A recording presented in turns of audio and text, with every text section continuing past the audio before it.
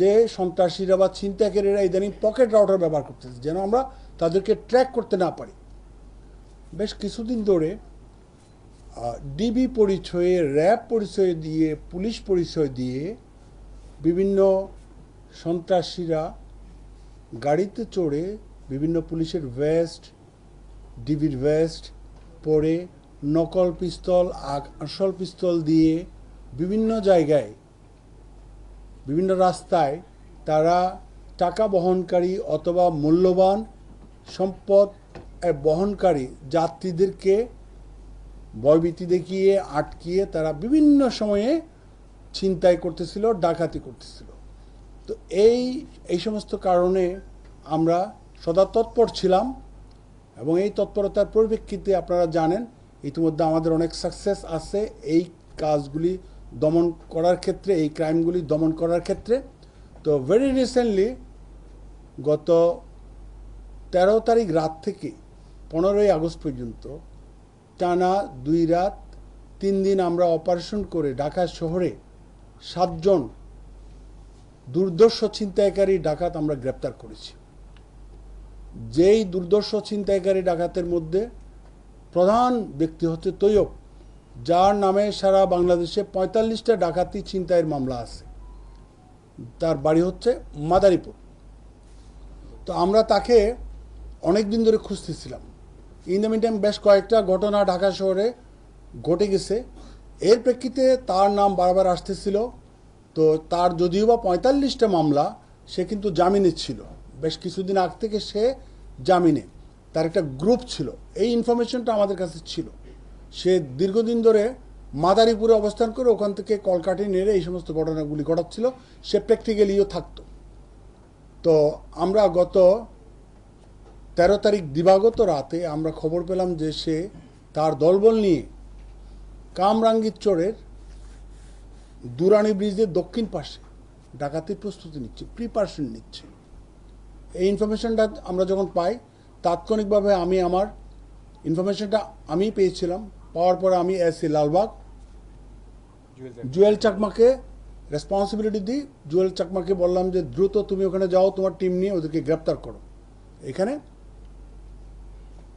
তৈয়ব ডাকাত তার দলবল নিয়ে ডাকাতির প্রস্তুতি নিচ্ছে। সে যায়, সে যাওয়ার পরে তার টিম নিয়ে যাওয়ার পরপরই সে প্রথমে তৈয়ব ডাকাতকে গ্রেপ্তার করে। গ্রেপ্তার করার পরপরই ইন দ্য মিন টাইম তারা একটু স্ক্যাটার্ড ছিল, বাকিরা পালিয়ে যায়। তৈয়ব ডাকাতকে তাৎক্ষণিকভাবে গ্রেপ্তার করে, গ্রেপ্তার করার পরপরই তার পকেট সার্চ করে। পকেট সার্চ করার পর তার 2টা মোবাইল পাওয়া যায়, একটা পকেট রাউটার পাওয়া যায়। আপনারা ইন দ্য মিন টাইম জানেন যে সন্ত্রাসীরা বা ছিনতাইকারীরা ইদানিং পকেট রাউটার ব্যবহার করতেছে, যেন আমরা তাদেরকে ট্র্যাক করতে না পারি। তো পকেট রাউটার সহ তাকে গ্রেপ্তার করা হয়। গ্রেপ্তার করে তাকে জিজ্ঞাসাবাদ করা হয়। জিজ্ঞাসাবাদের এক পর্যায়ে থেকে অনেকক্ষণ ধরে জিজ্ঞাসাবাদ করা হয় ওই গাড়িতেই। জিজ্ঞাসাবাদের এক পর্যায়ে সে স্বীকার করে। ইন দ্য মিন টাইম আমরা তাকে নিয়ে, সে কিন্তু আমাদেরকে বলে না তার এই যে এটা কোথায় গেছে। আমার টিম একবার কনফিউজ করছে, ওকে কনফিউজ করে বলতেছে ইয়েতে নিয়ে গেছে, গাজীপুর নিয়ে গেছে। ওরা গাজীপুর যাবে, এখান থেকে যাবে গাজীপুর। ওরা টিম নিয়ে চলে গেছে গাজীপুর। ওখানে সারা রাত মোটামুটি গভীর রাত পর্যন্ত ঘোরাঘুরি করার পরে পায়নি। না পাওয়ার পরে আরও জিজ্ঞাসাবাদের প্রেক্ষিতে তৈয়ব সে স্বীকার করে যে উত্তরখানে তার এক সহযোগী ওখান থেকে যে পালিয়ে গেল পাবেল, এই পাবেল উত্তরখানে আছে ভোরের দিকে। উত্তরখানে যখন আসতে সে ওখান থেকে ব্যাক করলো, ওকে নিয়ে ব্যাক করলো, ঠিক পাবেলকে ওর বাড়িতে পেল। ওর বাড়িতে পাওয়ার পরে পাবেলকে গ্রেপ্তার করলো তার ঘরে, টি শার্ট ঘরে। গ্রেপ্তার করার পরে তার এখান থেকেই পাওয়া গেল হচ্ছে পাবেল সর্দার ওর নাম। তার এখান থেকে পাওয়া গেল একটা কিরিস, 2টা মোবাইল ফোন, র্যাবের লোগোযুক্ত আইডি কার্ড হোল্ডার, 2টি সেনাবাহিনীর ফিল্ড ক্যাপ, একটি কালো লেজার লাইট এবং কয়েকটা পকেট রাউটার, আরও অন্যান্য সরঞ্জামাদি সহ আমরা তাকে গ্রেপ্তার করলাম। তাকে আরও ব্যাপক, ওখানেই তাকে অনেক ব্যাপক জিজ্ঞাসাবাদ করলাম। তাহলে আমাদের প্ল্যানটা ছিল হচ্ছে অনেক আসামি এখনও বাইরে, তাদেরকে গ্রেপ্তার করতে হবে। তো 2জনকে আমরা সেপারেটলি ওখানেই আমার টিম জিজ্ঞাসাবাদ করতেছিল। জিজ্ঞাসাবাদ করার এক পর্যায়ে তারা স্বীকার করে যে আপনার উত্তরার সেন্টার পয়েন্ট যেই মল আছে মলের ওদিকে তাদের একটা ড্যান আছে, ওই ড্যানে বাকিরা অবস্থান করতেছে। তো কে কে অবস্থান করতেছে নাম পেয়ে গেলাম। ওখানে গিয়ে ওই ড্যানে গিয়ে আমরা গ্রেপ্তার করলাম সাইফুর রহমান, যার বয়স 45, রাব্বি আলম 24, ইমরান হোসেন ভুঁইয়া 28 বয়স, নুরুল ইসলাম 33 এবং মোহাম্মদ ইসমাইল সহ ওখান থেকে আমরা 5 জনকে গ্রেপ্তার করি। এই ডাকাত দলের সদস্য 5 জনকে গ্রেপ্তার করি এবং তাদের কাছ থেকে আমরা মিরাকেলি, তারা বললো যে ওখানে কোনো কিছু পেলাম না, তোমাদের এই যে সরঞ্জামাদি কোথায় রাখো, এই যে র্যাব এর জ্যাকেট, ফিল্ড ক্যাপ, এইগুলি কোথায় রাখো। পরে বলে তারা স্বীকার করার প্রেক্ষিতে ওই সেন্টার পয়েন্ট যে মল আছে মলের বেসমেন্টের এখানে এক জায়গায় তারা বললো যে আমাদের ওই সকল এই মালামালগুলি ওখানে আছে। তারপর আমাদের টিম ওখানে গেল, ওদেরকে নিয়ে গেল। নিয়ে যাওয়ার পরে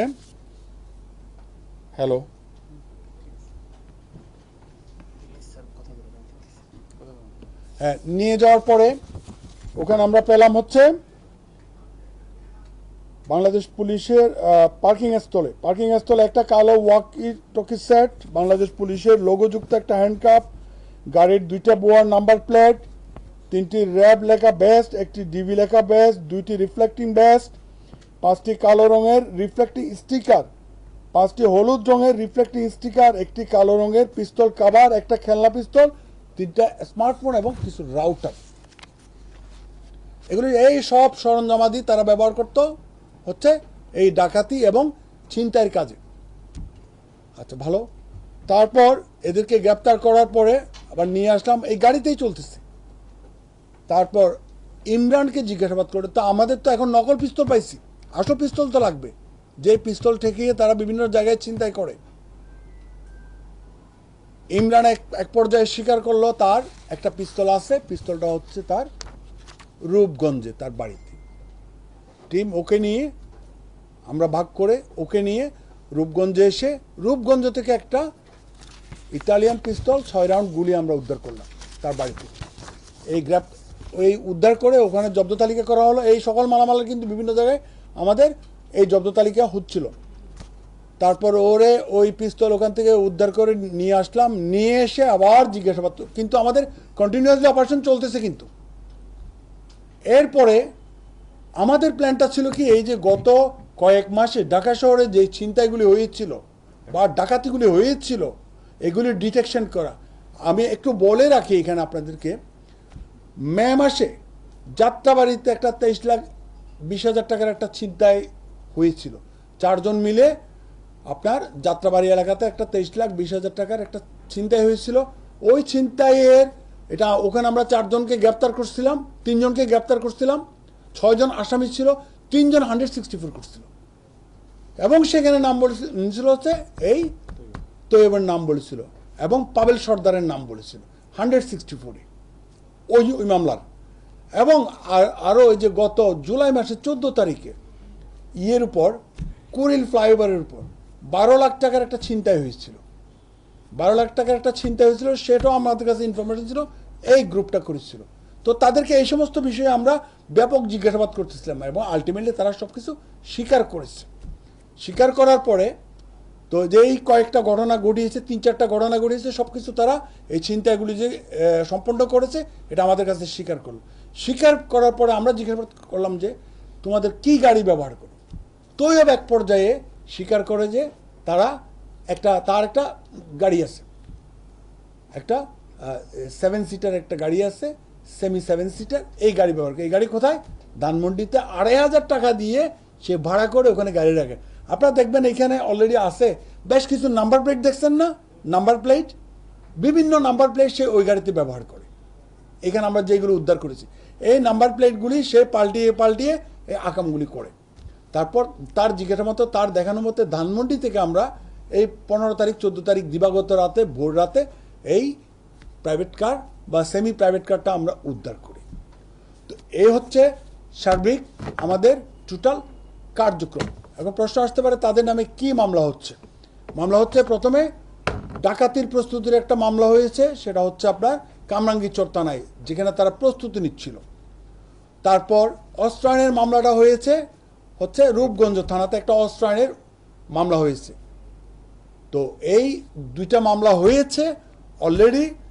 আর নতুন করে আমরা যাত্রাবাড়ি থানার মামলা নাম্বার 124 মে মাসের মামলা, এটাতে আমরা